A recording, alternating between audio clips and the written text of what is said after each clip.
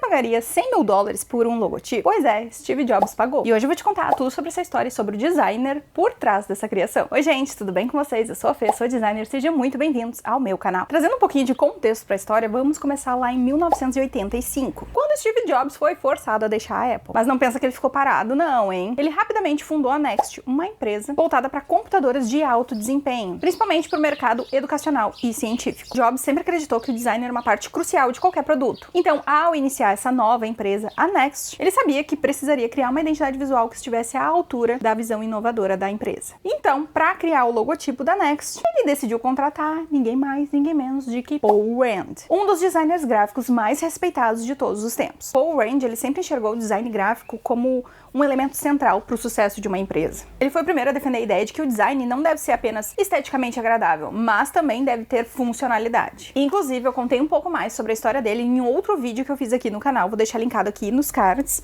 e também na descrição desse vídeo para vocês assistirem depois, vale a pena. Voltando ao nosso assunto então, Jobs não conhecia muito sobre Paul Rand antes de contratá-lo, mas ele conheceu um pouco dos trabalhos dele e ficou impressionado, principalmente com o logotipo que ele fez para a IBM. E foi aí que Jobs decidiu chamar ele para criar o logotipo da Next. Mas aí entra um detalhe importante. Paul Rand não trabalhava com startups, ele só trabalhava com empresas consolidadas no mercado, apenas com corporações bem estabelecidas. Mas aí Steve Jobs conversou com ele com todo jeitinho e ele acabou aceitando fazer o logotipo e identidade visual da Next. Falando um pouquinho agora sobre o processo de criação desse logotipo. Vamos começar pelo fato de que Steve Jobs sempre entendeu a importância do design. E ele entendia também o quanto a associação de uma marca na mente das pessoas era extremamente importante. E isso até ele mesmo fala em uma entrevista que ele deu, falando sobre como foi trabalhar com o Paul Rand. Para esse projeto, Steve Jobs queria que, além do logotipo, que esse projeto tivesse um símbolo. E que esse símbolo fosse fácil de ser reconhecido, para que ele viesse facilmente à mente das pessoas. Ele queria que as pessoas conseguissem olhar para esse símbolo e facilmente reconhecer que aquele símbolo se tratava da Next. Ele mesmo, durante essa entrevista, chama o símbolo de joia. Ou seja, ele não queria que o nome da marca, que a marca fosse reconhecida apenas quando tivesse o logotipo completo, mas que tivesse um símbolo que pudesse representar a marca e que ela fosse reconhecida pelas pessoas. Ele até comentou que não queria levar 10 anos ou gastar 100 milhões de dólares para que a marca dele fosse facilmente associada pelas pessoas. Como eu comentei antes, o Steve Jobs chama esse símbolo, que ele queria criar esse símbolo, ele chama de joia, porque ele entende o tamanho da preciosidade que é criar algo que seja realmente único e que faça com que as pessoas associem esse símbolo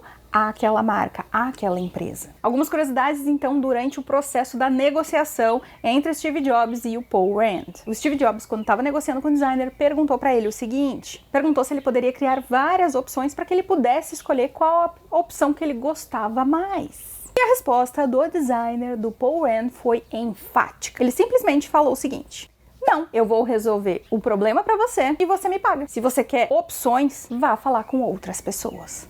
Eita, olha aí o posicionamento do designer. E essa era a confiança do profissional, do designer, do Paul Rand, sobre o que ele acreditava e o que ele achava sobre a criação de um projeto. Não tem opções. Ele vai solucionar o problema para o cliente dele. Então ele sabia muito bem o que ele queria na relação cliente-profissional. E ele simplesmente não abriu mão do posicionamento dele. Bom, para a criação desse projeto, então, os computadores da Next, eles eram uns cubos pretos. Se eu achar a foto, eu vou colocar aqui para vocês poderem dar uma olhadinha em como que eram esses computadores. Para o projeto, para o logotipo, o Paul Rand, ele decidiu criar um cubo preto. E ele colocou esse cubo girado em uma posição de 28 graus. Aí eu não encontrei o motivo do porquê dessa posição. E a palavra Next foi inserida dentro deste cubo. E ela foi dividida, então ela ficou separadinha para preencher o tamanho aí desse cubo. E para a letra L, acabou deixando ela em minúsculo, para dar um destaque a mais para ela, já que ela representava ali a parte da educação e da excelência. Esse foi o resultado, então, do logotipo. Percebe como ele levou em consideração tudo que o Steve Jobs queria? Que ele queria um símbolo que pudesse representar a marca, que não precisasse estar ali com o nome mais o símbolo. Ele criou um símbolo e dentro desse símbolo ele incluiu o nome da empresa. Muito mais fácil de ser aplicado, muito mais fácil de ser usado, assim como o Jobs estava querendo naquele momento. E para finalizar, ele também usou cores ali bem chamativas, bem vibrantes. Inclusive, Steve Jobs tentou fazer uma mudança e tentou pedir uma alteraçãozinha minúscula pro designer e ele também disse não. O Steve Jobs pediu para que o tom de amarelo usado pudesse ser um pouco mais claro, mas o Paul Rand rebateu dizendo: não, eu faço isso há 50 anos e eu sei o que eu estou fazendo. Então Steve Jobs não teve outra escolha a não ser aceitar aí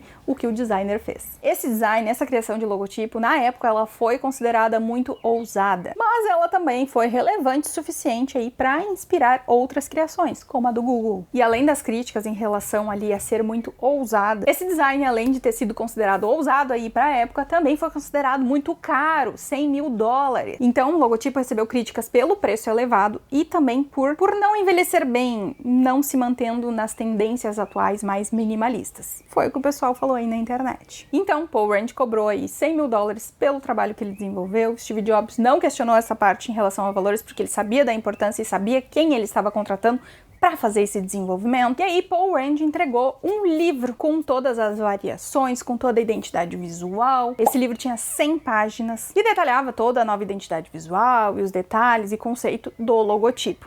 Basicamente aí o manual da marca ele imprimiu e entregou aí para o Steve Jobs. Para o Steve Jobs a questão do dinheiro não foi uma questão que tinha que ser resolvida, porque ele poderia facilmente pagar o preço, tanto é que ele pagou. Mas o que realmente ele comprou ali foi a expertise, foi a visão e a confiança que ele tinha em um dos maiores designers da época de criar o logotipo, criar a identidade visual para a marca dele. Em 1988, finalmente foi lançado o computador da Next, e o computador foi apresentado como a nova geração de computadores para a educação. E no fim das contas, depois, lá em 1996, a Apple anunciou a aquisição da Next, por algo em torno aí de $400 milhões.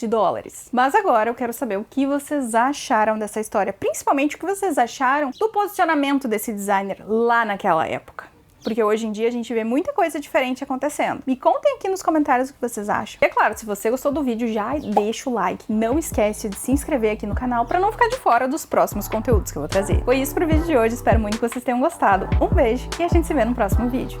Tchau!